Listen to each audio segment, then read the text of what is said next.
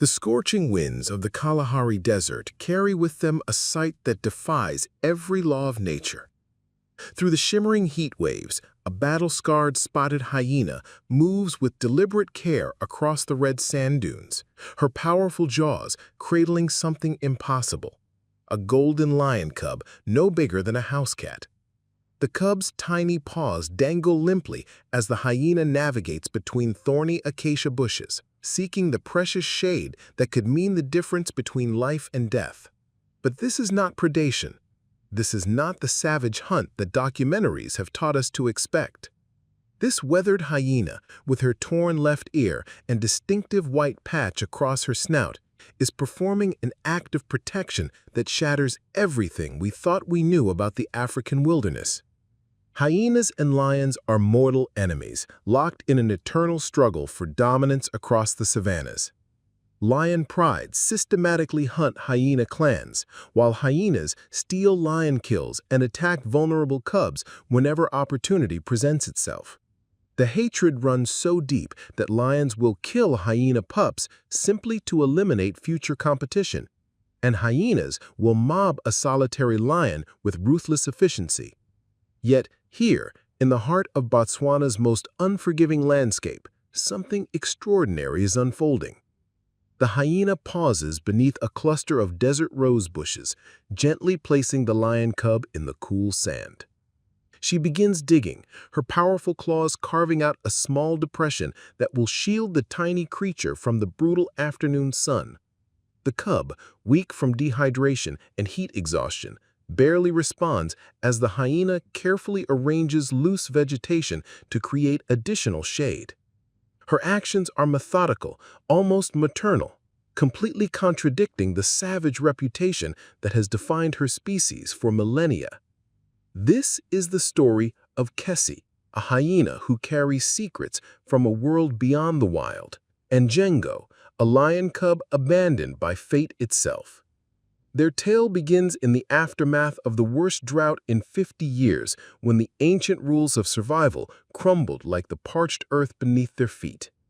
It's a story that will challenge everything you believe about natural instincts, maternal bonds, and the possibility of love existing between sworn enemies. What brought these two natural adversaries together? How did an aging hyena become the unlikely guardian of a creature she should instinctively destroy? The answers lie in a journey that begins with rejection, survival, and an extraordinary act of compassion that would capture the attention of wildlife researchers across 3 continents. Kesi's story begins not in the wild expanses of Botswana, but within the concrete walls of a military research facility outside Gaborone. Born in captivity, she spent her first 4 years as part of an experimental program designed to train hyenas for detection work alongside military units. The Botswana Defense Force had theorized that hyenas, with their exceptional intelligence and powerful bite force, could be valuable assets in anti-poaching operations. Kesi excelled in the program, learning to respond to human commands, detect specific scents, and even work alongside soldiers during training exercises. But military budgets are fickle, and when the program was discontinued, Kesi found herself in limbo. Too socialized to humans to be immediately released, yet too wild to remain in captivity indefinitely, she became part of a gradual reintegration initiative. For 18 months, researchers worked to rewild her instincts, reducing human contact and encouraging natural behaviors.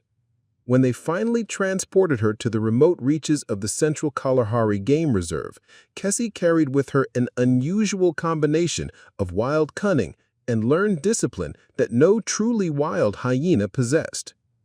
Her attempts to integrate with existing hyena clans proved catastrophic. The complex social hierarchy of hyena society revolves around scent recognition, behavioral cues, and inherited status rankings that Kesi had never learned. Her first encounter with the Makakdikaidi clan ended in violence when the matriarch, detecting Kesi's foreign scent and unusual postures, launched a vicious attack that nearly cost Kesi her life. The deep gashes across her left ear and the permanent white scar tissue on her snout serve as lasting reminders of that brutal rejection. Subsequent attempts to find acceptance met with similar hostility. Wild hyenas recognized immediately that Kesi was different. Her gait too measured, her vocalization slightly off-pitch, her hunting techniques unconventional. She became a solitary wanderer, surviving through a combination of scavenging skills learned in captivity and hunting techniques she developed through desperate trial and error. Unlike pack-hunting hyenas, who rely on coordinated attacks, Kesi mastered the art of patience, sometimes stalking prey for hours with the methodical precision her military training had instilled. If you are enjoying the story, please consider subscribing to our channel. The isolation took its toll, but it also forged something unique. Kesi developed an unusual empathy, perhaps born from her own experience as an outcast. She began to notice other displaced creatures, injured animals, separated young, the sick and abandoned. While most predators would see only opportunity, Kesi sometimes saw kinship in their suffering. The drought had lasted 7 months when Jengo's world collapsed. The Okavango River system, normally a lifeline for countless species, had dwindled to scattered pools of brackish water. Desperate herds migrated in endless columns across the desert, leaving behind a landscape stripped bare of vegetation.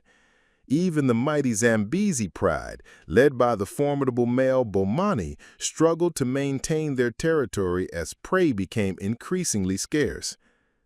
Jengo was the smallest of 4 cubs born to Asha, Bomani's second mate. At barely 10 weeks old, his golden coat still bore the faint rosette patterns of infancy, and his blue eyes had only recently begun shifting toward the amber of adulthood. The pride had been forced to move constantly, following the dwindling water sources and the few remaining antelope herds. During one particularly brutal trek across exposed salt pans, disaster struck. A coordinated attack by a coalition of territorial males seeking to expand their range caught the Zambezi pride off guard. In the chaos of roaring lions and flying sand, family bonds shattered. Asha fought desperately to protect her cubs, while Bomani engaged the invaders.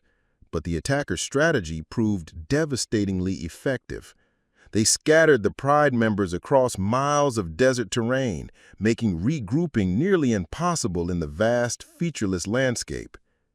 When the dust settled, Jengo found himself alone among the towering termite mounds of the Northern Territories. His tiny voice, calling desperately for his mother, carried uselessly across the empty wilderness. For 3 days, he wandered in circles, growing weaker from dehydration and exposure. His soft paw pads, designed for savanna grass, cracked and bled on the harsh volcanic rock formations that dominated this region. On the 4th morning, exhaustion finally overcame him. Jengo collapsed beneath a shepherd's tree, his breathing shallow and labored. The merciless sun climbed higher, and without shade or water, his small body began shutting down. Vultures circled overhead, patient in their vigil. It was here, in this moment between life and death, that fate intervened in the most unlikely form. Kesi had been tracking a wounded springbok for 2 days when she caught an unfamiliar scent carried on the desert wind. Something young, feline, and dying. Her military training had taught her to investigate anomalies, while her years of isolation had made her curious about other creatures facing desperate circumstances. Following the scent trail through the scattered boulders, she discovered Jengo barely clinging to consciousness beneath the sparse canopy.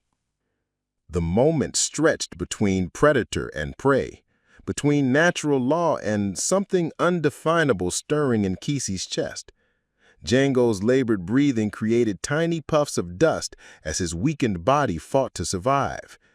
By every instinct bred into her species over millennia, Kesi should have ended the cub's suffering quickly and claimed an easy meal. Lion cubs represented not only food, but the elimination of future competition. Yet something in the sight of this abandoned youngster triggered memories Kesi had buried deep. She remembered her own confusion during those first terrifying days of reintegration training, when human handlers gradually withdrew their care and left her to navigate an incomprehensible world alone. The fear, the hunger, the desperate search for belonging that had defined her early months in the wild now reflected back at her from Jengo's half-closed eyes.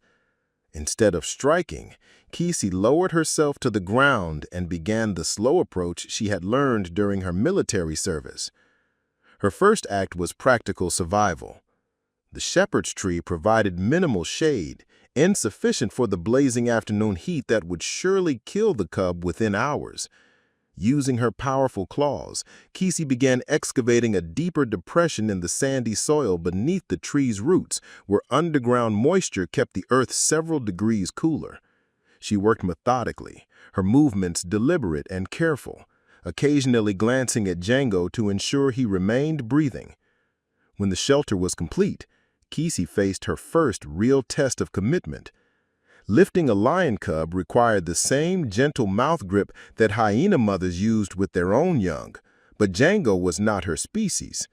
His scent was wrong, his shape unfamiliar. Every evolutionary alarm, Brain screaming warnings. Fighting against instinct, Kesi carefully grasped the loose skin at the back of Jengo's neck and lifted him with trembling jaws. The transfer to the cooler shelter seemed to revive Jengo slightly. His eyes flickered open, meeting Kesi's gaze with neither fear nor recognition, but simple acceptance. Perhaps in his weakened state, any presence felt like salvation. Kesi began the first of many vigils that would define their relationship. Lying in a protective arc around the depression, her body blocking the harsh desert wind while her keen senses monitored for threats. As the sun reached its peak, Kesi made her second crucial decision: water. Jengo desperately needed hydration, but the nearest reliable source lay 3 kilometers away across exposed terrain. Leaving him alone invited scavengers, yet staying meant watching him die slowly of thirst. Kesi's solution demonstrated the tactical thinking her military training had instilled.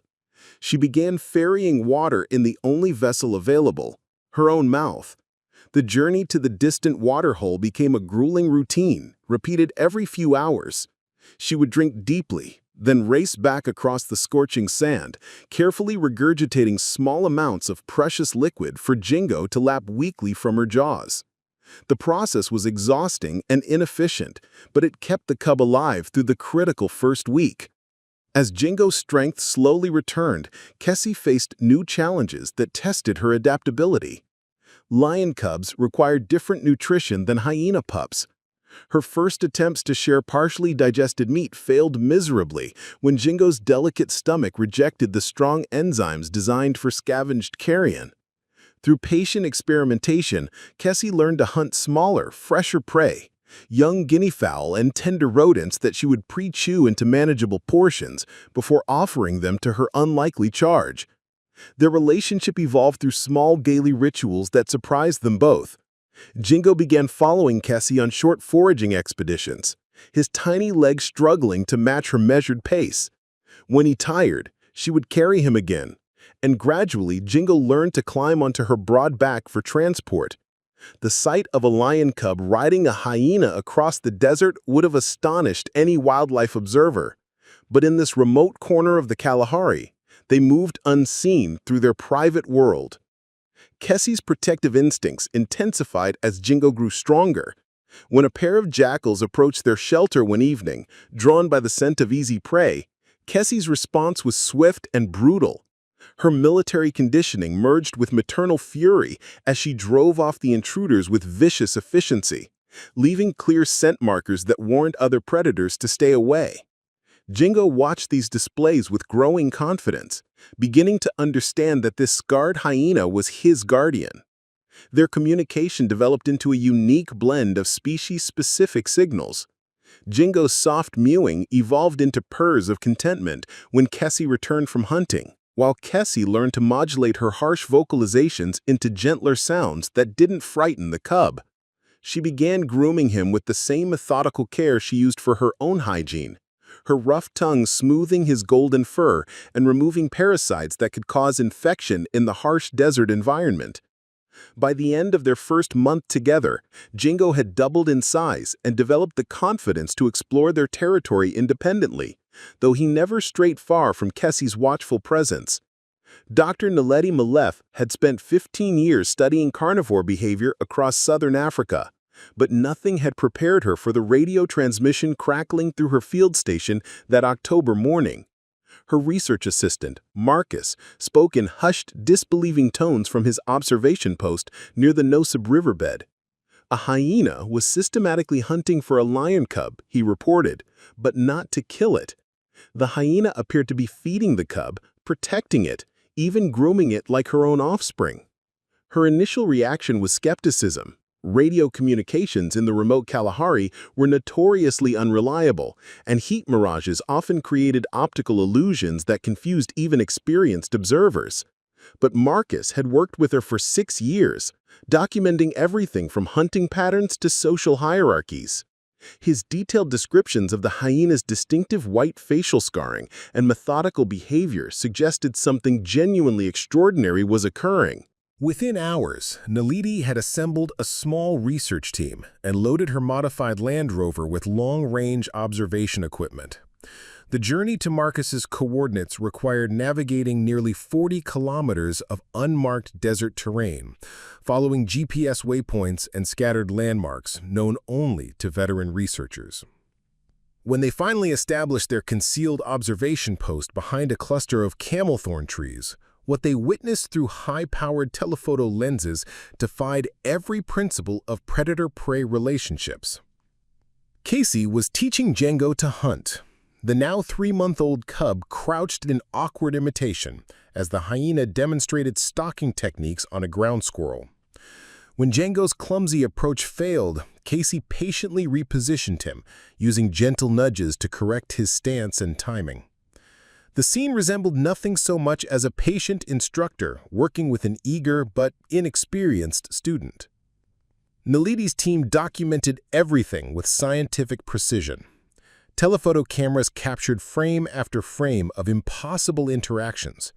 Kesi sharing fresh kills with Jengo, the cub sleeping curled against the hyena's flank, both creatures moving in synchronized patterns that suggested deep familiarity and trust.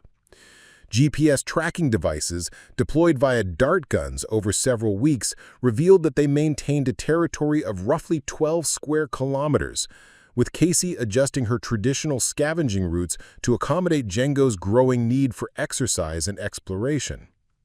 The implications were staggering. Word of their discovery spread rapidly through international wildlife research networks. Within a month, biologists from universities across 3 continents were requesting access to observation data that challenged fundamental assumptions about species behavior, territorial instincts, and the possibility of genuine cross-species parenting in apex predators. The research station's emergency radio crackled to life at 3:47 a.m. with Marcus's urgent voice cutting through the static. Jengo was in severe distress, writhing in apparent agony near their shared shelter, while Kesi paced frantically around him, emitting distress calls unlike anything the team had previously recorded. Through night vision equipment, Dr. Malef could see the young lion convulsing, his body rigid with what appeared to be severe poisoning or neurological trauma. Within the harsh realities of wildlife research, intervention policies were strict and rarely flexible.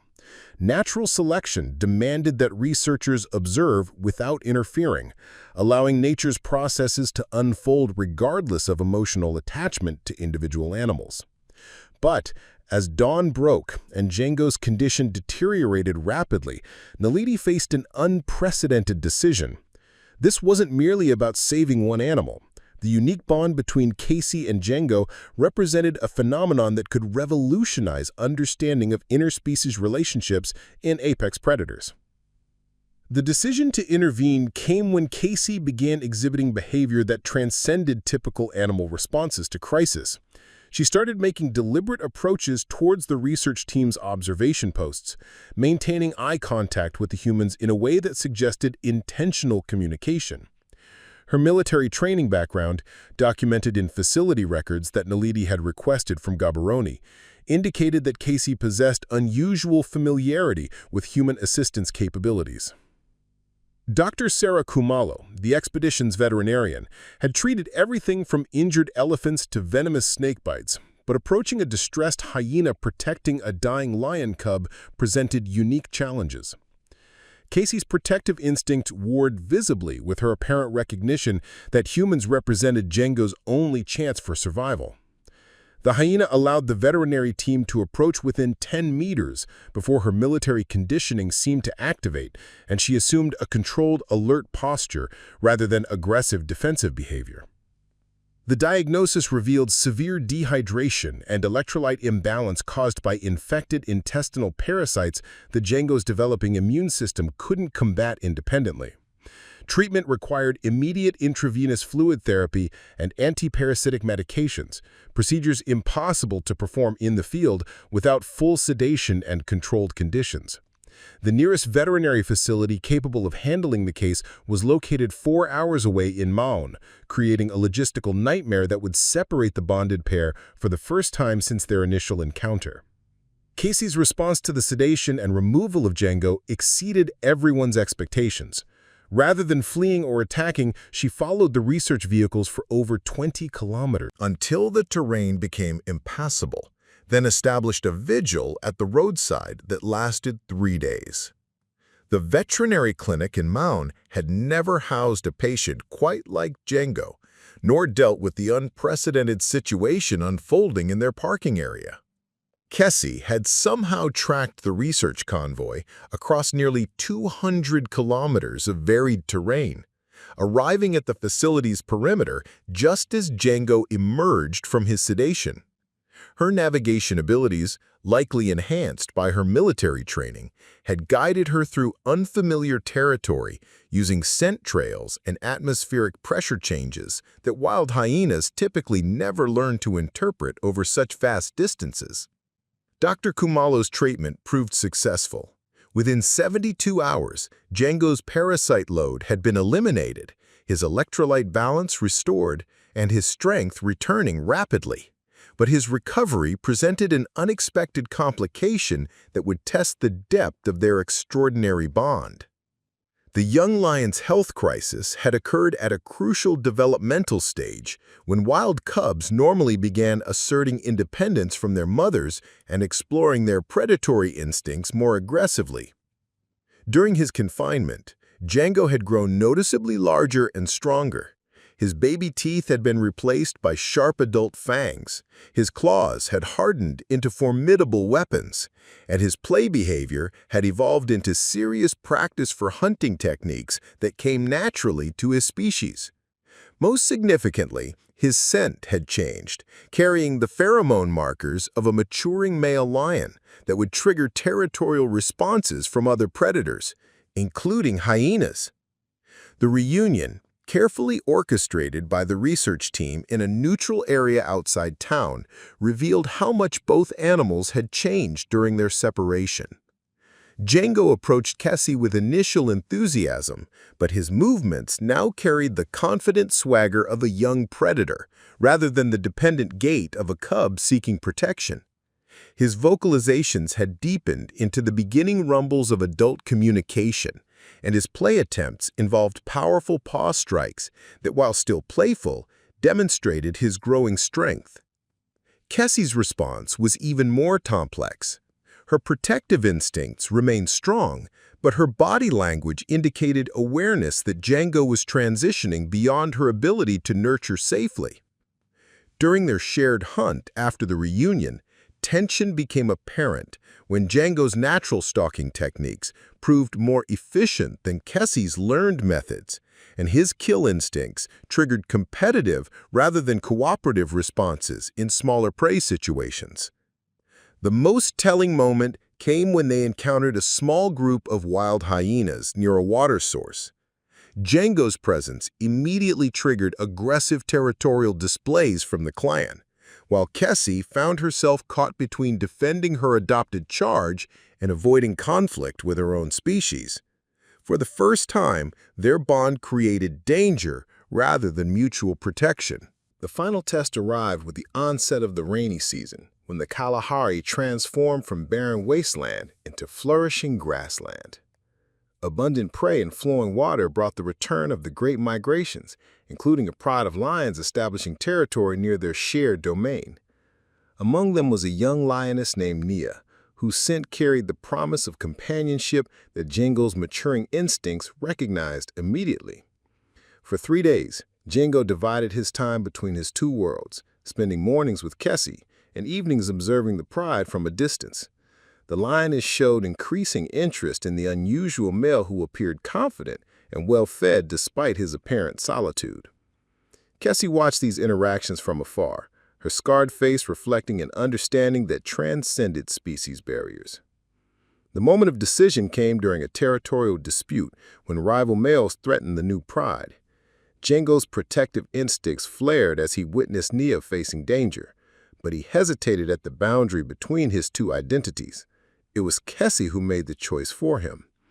In an extraordinary display of selfless love, she deliberately approached the pride's territory, drawing attention to herself and creating the distraction Jengo needed to join the fight alongside his own kind. When the dust settled, Jengo stood among the lions as their newest member, his courage proven and his place earned. Kesi retreated to the hills overlooking their former territory, where researchers continued to monitor her solitary but peaceful existence. On clear mornings, observers report, she can be seen watching the pride in the distance, a guardian angel ensuring her adopted son thrives in the world where he truly belongs. Their story proves that love isn't about possession, but about knowing when to let go. Sometimes the greatest act of parenting is giving a child the freedom to become who they were meant to be. If this incredible tale of unlikely love touched your heart, don't forget to subscribe for more amazing stories of animals that defy nature's rules. Hit that notification bell. You won't believe what we'll discover next in the wild kingdom where anything is possible.